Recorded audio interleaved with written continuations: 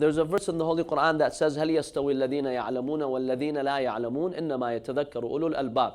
Those who know and those who don't know, are they held equal? No, they're not. The Quran is saying they're not equal.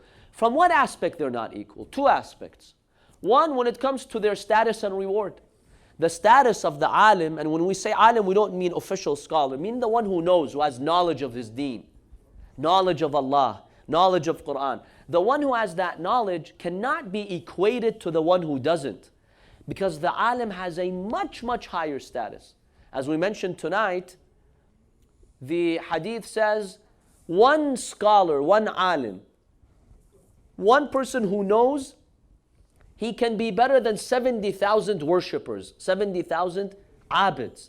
That's the status. So from one aspect, the status and the reward of a good alim is something no one can compare to. But on the flip side, on the other side, the sin of the alim is far worse than the sin of the ignorant. يغفر للجاهل 70 ذنبا قبل أن يغفر للعالم ذنب واحد. Hadith from the Imam. The hadith from the Imam says, the jahil, the ignorant one, God may forgive him 70 sins before He forgives the sin of the one who knows. Why? Because when you know, there's a responsibility. See, the ignorant could say, okay, I didn't know. Allah will tell him, okay, you should have learned, but at least you didn't know. But the alim, what's his excuse? The one who knows, what's his excuse? He has no excuse. So Allah will hold him to a tougher standard. Now you could be wondering, then let me stay a jahil. Because if I become an alim, I'll be held to a higher standard, and that's tough. What do we answer that?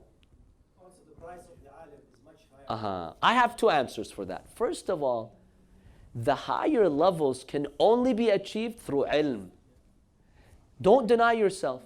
That's like today, I'll give you an example today. That's like a little child who doesn't know what the world is about. See, when you're a child, there are many things you don't know. As you grow older, you begin to discover many different new joys of life. With knowledge and experience, you discover new joys of life, right? Maybe the infant doesn't understand them. Now imagine if you were told, stay an infant. Why? It's safer. Because you don't know, nobody's going to hold you responsible. But you stay an infant. Would you accept to stay an infant? Why not? It's safe.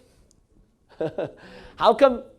It's boring. See, when you know what it is to be an adult, you're like, no, I don't want to be an infant. Because when I become an adult, there's new things I experience in life. I want that. I want those experiences. So the potential that an alim has is far more.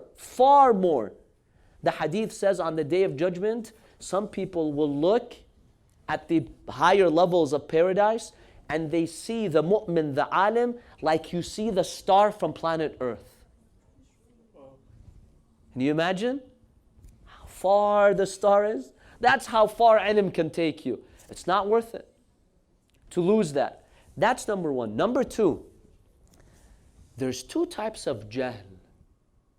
Sometimes your ignorance and jahl is not in serious matters. You have the belief, you're worshipping Allah, but you're not aware of many things. Okay, Allah can forgive.